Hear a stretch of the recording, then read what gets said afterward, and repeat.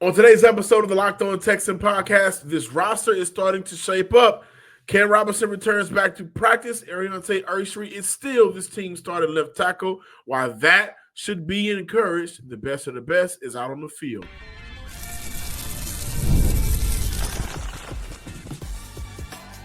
You are Locked On Texans, your daily podcast on the Houston Texans. Part of the Locked On Podcast Network, your team every day.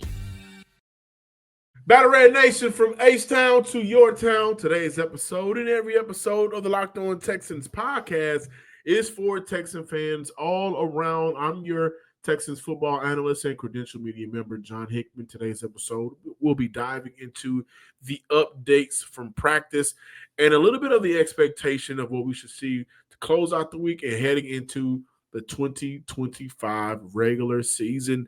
The trust in the wide receiver room right now, Xavier Hutchinson continues to kind of rise up those pecking order boards, right? You know, where does he fall on the depth chart? Will he end up being wide receiver 3? Who knows? That's the conversation to have to close out today's show. Matt Burke speaking about the safety room and the depth that room has to offer in light of the news that's come out about CJ Johnson potentially returning back earlier than expected. We open up today's show just talking about some of the updates from practice and the need to knows. Christian Harris, Dameon Pierce, Tytus Howard, Derek Barnett, Big Foley, Fatukasi, Cam Robinson all suited up on Tuesday. CJ Johnson was off to the sideline working out. It's kind of remarkable. Just a couple of weeks ago, we were thinking about, hey, listen, Houston may have to go out and sign the likes of Justin Simmons. And, you know, what are they going to do to give themselves the insurance that they need at the safety position alongside Kalen Bullock? And it looks like CJ Johnson is going to be ready to go at some point within maybe the next 3 to 4 weeks. And even though Cam Robinson is back, listen, Houston has made their next move their best move. Cam was out there running with the twos, majority of practice. Ursary and Howard running with the ones at tackle. And that is their best move. Jawar Jordan had a big run. I think Houston should really consider rolling with the young back over Darray as a third down back and special teamer. Though Frank Ross talked glowingly about Darray. He loved Darray. This team loves Darray and everything that he brings to them, as a running back, but also as a special team player who you cannot discredit that role that he's been able to carve out for himself here in Houston. Another good day for the offense, and C.J. Stroud continuing to look sharp. Really good day for wide receiver Xavier Hutchinson, according to reports from my guy DJ Benjamin. I think the headline should be Houston's insurance policy is expensive, but the rookie is worth it. Now, you know, Houston tried selling us on being able to run the ball in 2024, but it was very cliche. What made it cliche was the simple fact that the line never made it believable, nor did they give any effort to show that they were able to run the ball from a physical standpoint. This year, the anchors have been committed to being physical for one and shown the ability to get to the second level and attack by their effort. But above all, Houston, especially D'Amico Ryans, has been adamant on contract and how the contract, the years in the league, none of that will impact who starts over who. The only thing that will matter is on the field impact and productivity, and we've seen Houston exert their best efforts to find the best 5 offensive linemen. Kudos to Ingram for performing well and not being a weak link to the line to this point, and also for Fisher continuing to fight and show improvement. But Ursary's impressive progression has made forcing the coaching staff and D'Amico Ryan's hand kind of easy, honestly, man. And I wouldn't mess with the chemistry and cohesiveness this unit has been playing with and been able to create. Again, seeing as though that was an issue in 2024, I would go against Houston looking at the option of moving on from Ursary as this team's starting left tackle. Again, the emphasis on wanting to be able to run the ball has been apparent from day one. And not only has it been apparent, but we've seen the effects of it. When they have been able to run the ball, sample size, of course, but in the preseason, both scoring drives that led to a touchdown, you look at 5 yards on the ground per carry. That matters. And doing that, you look at Ariante Ursery being an anchor out there. You look at Jake Andrews being an anchor out there and dictating how the Houston Texans have been able to run. I want to shout out my guy, Texas Cap. He said somebody asked him what the cut would look like. What would the cut look like if you moved on from Cam Robinson? His response, for the sake of answering the question, $1.75 million in cap saving in 2025, $3.75 million in dead money in 2025, and $7 million in dead money in 2026. So just indicating that the Houston Texans should not move on from him, but keep him on a roster to be that, albeit an expensive insurance plan, but an insurance plan, an option in emergency nonetheless. That being said, for the Houston Texans, it's important to look at the obvious here, and that is protecting CJ Stroud is this team's number one priority. And again, we look at the numbers from the starting offensive line last week, 0 pressures across the board, no QB hits, right?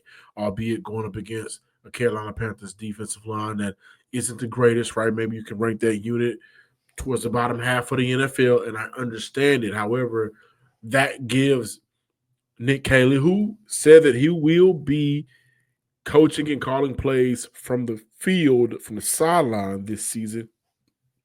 He kicked off the first game of the preseason up top in the box, the last game on the sideline. So that's where he may be feeling the most comfortable, and maybe that he'll be able to lean more on just the ability to communicate with the players quicker. And I think for a coach, first time play caller, that is something that is going to be very valuable for his time and tenure here in Houston, and of course in the NFL altogether. But you just look at the ability to protect CJ Stroud, how important that's been. That has led over the past 2 weeks. Stroud being able to be in a great rhythm, a very sharp day, according to reports out of training camp from CJ Stroud, and the connection that has been growing between Stroud and Christian Kirk. I think we haven't talked about it enough, right? We've highlighted it a few times, and that's popped up on the radar here and there, but cannot downplay how impactful Christian Kirk, especially if healthy for the entire season, will be for an offense that is still trying to find its way. Though I understand it, hey, listen, the offenses look good when the first team has been out there. But he's going to be very impactful because he's able to hurt defenses underneath. And if you forget about him, then yeah, he can go get a play 15 or more yards down the field. So very excited to see what Christian Kirk and that connection will look like with CJ Stroud. Of course, the connection between Stroud and Nico Collins is already there. That's a connection that D'Amico Ryans even said, hey, we're going to see that more this year, banking on the health of both of those guys. And I can't wait to talk about the trust in the wide receiver room. But it's important to see and hear just the offense, not only the line, but also CJ Stroud continue to stack good days. This offense can potentially be a top 15 offense in the NFL compared to last year towards the bottom half of the league. If that's the case, when we talk about Super Bowl, that word, right, or the thought of this team can make a deep run, it becomes a little bit more realistic and a little bit more believable simply because you know the defense is going to hold it down.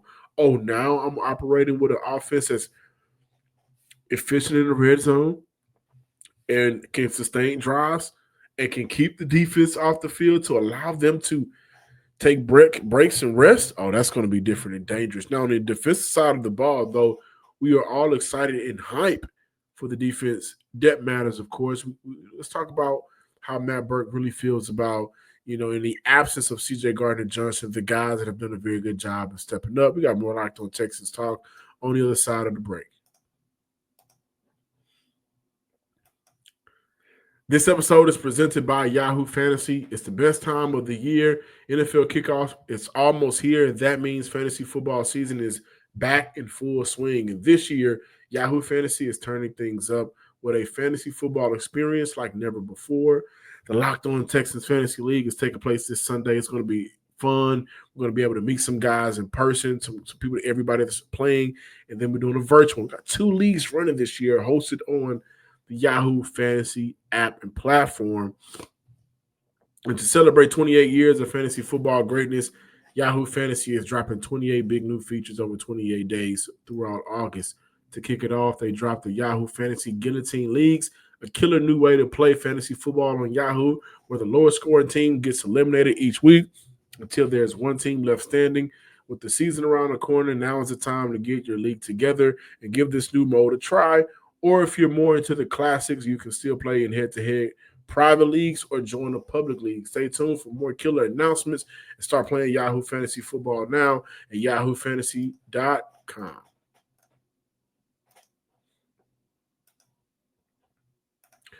Welcome back, Locked On Texans listeners and viewers. Before we dive into today's conversation about the safety depth, hear from Matt Burke on how he feels the other guys have been able to step up and perform well. I've had, obviously, I think we've talked about Russ a few times the last couple weeks, but I think the rest of that group, like, just a really cool collection of veteran guys. You know what I mean? I think between Miles and MJ and Jay Mills now coming back in, like, just really, like, I don't say, like, very similar, like, from a experienced, like, multi-positional players that have done a lot for us. So hopefully, like, those guys just keep growing in the system.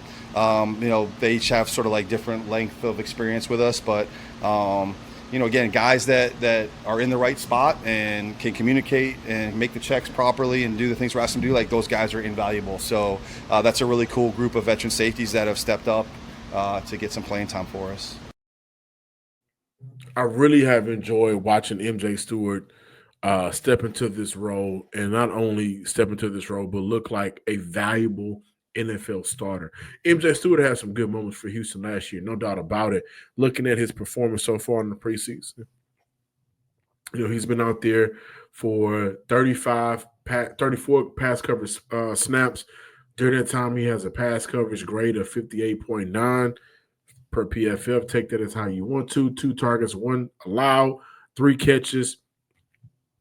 He's done a very good job in being able to disrupt the quarterback from a pass coverage perspective. 56.3 passer rating. He's been very good out there.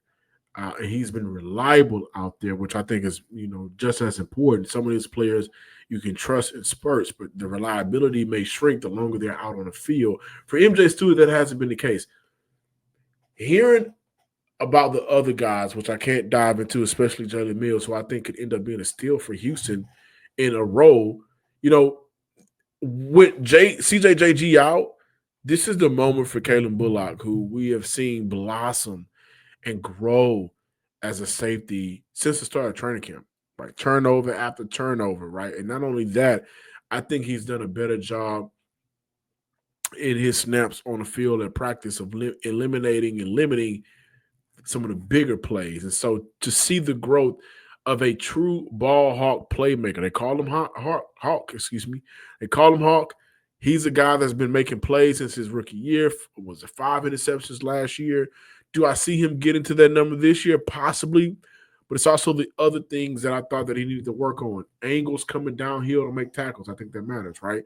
That eliminates a player on the offensive side of the ball maybe beating you on a move, getting upfield, and now you're allowing more yards. You know what I mean? So things like that, we've seen the growth from Kalen Bullock, which is a great thing.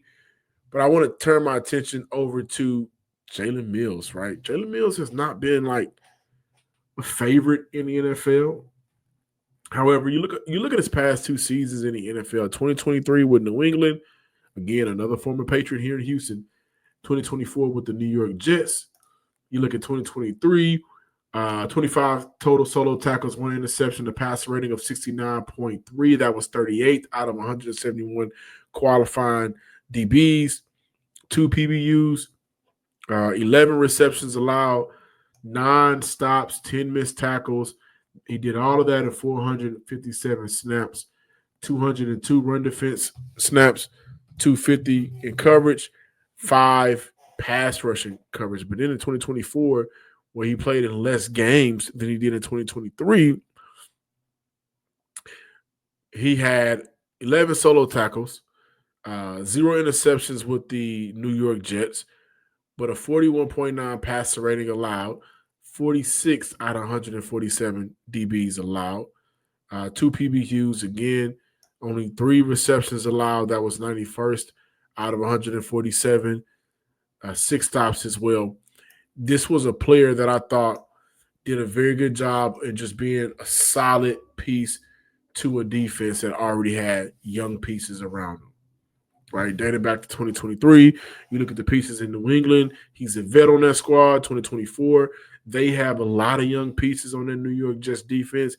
He's a vet on that squad, and he was reliable. So while CJ Gardner-Johnson is out, the Houston Texans found themselves in a very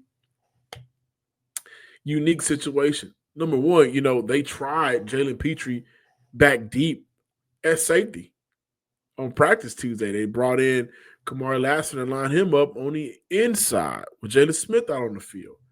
So that's unique. This is a DB room that has a lot of characteristics, physical characteristics, and you can find ways to not only get them on the field, but you can find ways to create pressure on a quarterback to get a quarterback off his pocket, maybe throw it and throw, and you got playmakers all around on that defensive side of the ball.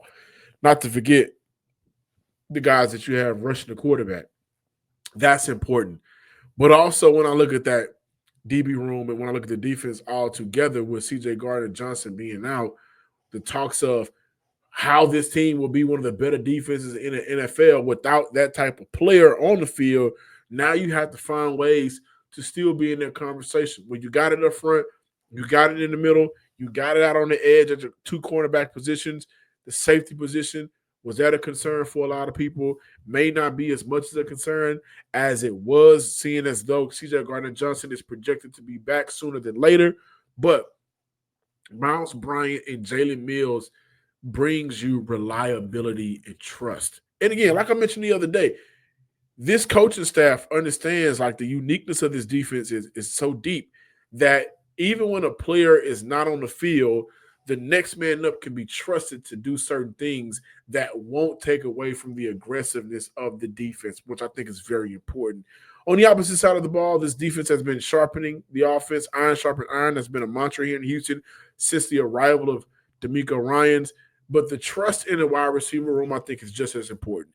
They got guys over there not named Nico Collins that they absolutely love and like here in Houston. So don't go nowhere. To close out today's show, I'll be diving into the trust in the wide receiver room and how CJ Stroud is poised to have a big year because each one of those players can do something a little bit different.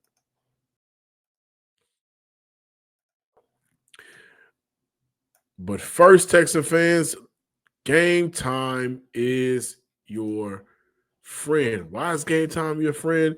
Sometimes we decide at the last minute to head to a ball game and go chill with family and friends, or maybe it's a game day and you suddenly realize you want to be in the stands rooting on your Houston Astros. In a couple of weeks, rooting on Monday night, your Houston Texans. That's exactly where game time comes in. It's the easiest way to grab last-minute tickets without the stress. With the money you save on tickets, you can now splurge on food, drinks, merch, or even invite a bigger group of friends to come out with you. Game Time makes it possible. Game Time makes buying tickets fast and simple. Prices on the app actually drop the closer you get to the first pitch or kickoff. They've got incredible last-minute deals, clear seat views, and a lowest price guarantee that takes the guesswork out of buying tickets. Take the guesswork out of buying tickets with Game Time. Download the Game Time app, create an account, use code LOCKEDONNFL for $20 off your first purchase. Terms apply. Again, create an account and redeem code LOCKEDONNFL for $20 off. Download the Game Time app today. Last minute tickets, lowest price guaranteed. Thank you for making Locked On Texans your first listen today. NFL fantasy draft season is here. So for your second listen, go find Locked On Fantasy Football Podcast with host Vinny Iyer and Michelle Madjuk. Listen every day to prep for your fantasy draft and become the most informed manager so you can take home your league's trophy this year. Find Locked On Fantasy Football on YouTube or wherever you listen to your podcast. And I hope my Texan fans out there that will be in the fantasy league, I hope y'all doing your homework. Because listen here, just because I put the league together don't mean I ain't come to win it. I'm in it to win it, baby. And you know who else is in it to win it? And I mean every 50-50 ball. I mean every third down catch in tight coverage. I mean every catch going across the field, and hopefully CJ Stroud don't throw a lot of medicine balls, which is not in his MO. The wide receiver room. Coming into camp, listen, I was underwhelmed by the wide receiver room. Two rookies that I really liked. You guys have heard me talk about Jaden Higgins and Jalen Noel here on this show probably before anybody else in the city of Houston did, right? And not only was it myself, also Cole Thompson, friend of the show. We were extremely high on those two young men, so much so that when the Houston Texans drafted both of them, Cole texted me first when they drafted Higgins. I texted him when they drafted Noel, and we both were shocked like they really did it. Me and Cole could probably be some damn good scouts, right? But the trust in the wide receiver room for me right now is at a higher level. So I know it is for the coaching staff, right? Why, though? Well, for one, Houston has a type, and they're a type that they really like. 6'2", 6'3", 215 receivers. Nico, Jaden Higgins, Xavier Hutchinson, right? They also have, and I'm very intrigued to see how Houston goes about what happens with Justin Watson.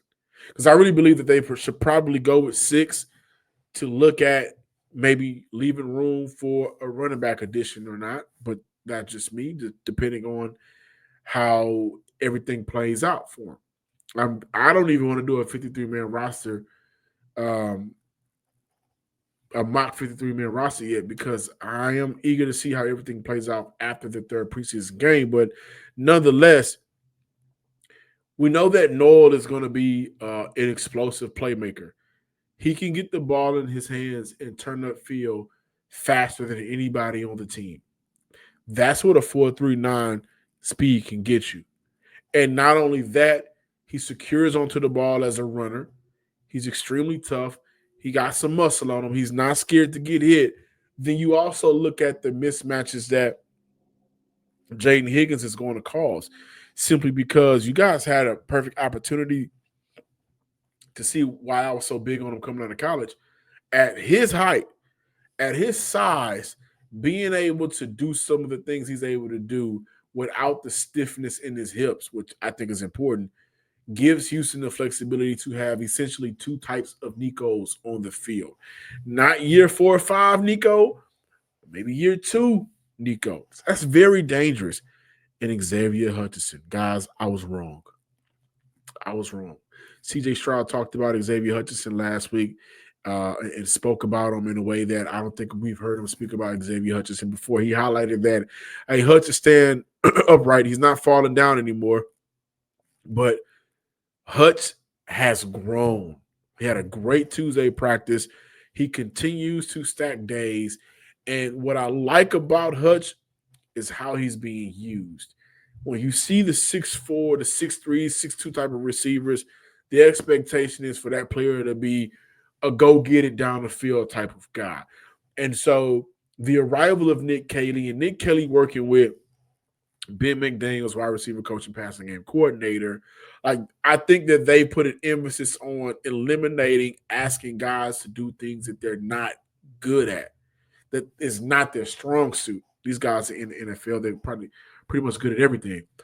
And so looking at Xavier Hutchinson, the value I see for him is, and I saw this a few times, he can go across the middle and pick up additional yards. He has that long stride on him, right? The height in the legs, right? But the expectation for him to go down and win reps on the outside may not be realistic. However, we can move him inside and maybe he can make plays, and making those plays a little bit easier for not only himself but the quarterback as well. There's a lot of trust in what this wide receiver room can do for Houston because they've been able to do it so far in camp. And they've been doing it. Like when I highlight Jalen Noel, there was a post corner route that was beautiful against Carolina in the joint practice. Davis Mills threw that. Right? You look at some of the plays that Xavier Hutchinson has made or Jaden Higgins, Davis Mills is out there.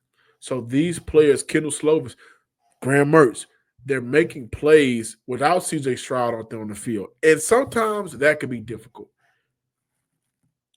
This is what makes Nick Caley such a like the candidate he was, like when he broke down, this is what Nick Caley said about like what this offense will look like. Do you guys remember him saying this?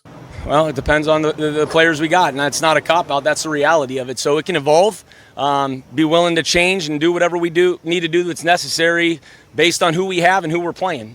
Whether that's, again, you want to get big in terms of multiple personnel or not, gap schemes or zone schemes, committing to more play action or not, that's going to really be dependent on, what your personnel dictates and who you have available. So again, that's the great part about this year is we get to do a lot of different things and really put a lot of guys in different positions to run certain routes, some of them which some of these guys have never done anything, or certain routes that we have, and they might be just exclusively outside receivers that we're working inside and vice versa. So it's a good opportunity just to see what these guys can do. He told us then they're going to figure it out. Let's see what these guys can do. And I think if there's a receiver in this room, and I didn't even mention Braxton Berrios, who's been extremely well for Houston, but if there's a receiver in this room currently, and I even want to say two receivers, just that one isn't here anymore, that has taken advantage and has blossomed under the tutelage of Nick Caley in his arrival, it's been Xavier Hutchinson. In the past, I feel like he was asked to do some of the things that should have exclusively been asked of Nico Collins. Everybody ain't going to be Nico Collins, but he's a player in your room and you need to figure out a way to use him. That was an issue in 2024. And to this point, early in this 2025 period of the Houston Texans season, that has not been an issue for not only Xavier Hutchinson, but the entire wide receiver room. It's seriously been, what are you good at? Okay, this is what you're good at. This is what you saw me on tape to be good at. You've been doing this good consistently throughout high school, college, and now in the pros here on this team. I'm going to find a way to put you in a position to do that consistently so you can do it at a high level. And Xavier Hutchinson and the rest of those guys have been able to take advantage of it. Also, adding a player like Christian Kirk, who's been a Pro Bowler in the league, doesn't help. Doesn't hurt as well, right? He's been very good for Houston, and the chemistry between Kirk and CJ Stroud has been apparent, which is something that with the loss of Stephon Diggs and Tank Dell, Houston needed to replace, and they got it in Christian Kirk. Thank you guys for watching today's episode of the Locked On Texans podcast. Please be sure to subscribe, like, and comment on YouTube wherever you listen to your podcast. Until next time, ladies and gents, I predict a future where CJ Stroud throws for 4,200 yards, 33 touchdowns, 9 interceptions this year. His first year under Nick Caley. I would say that's a successful season. Until next time, ladies and gents, peace.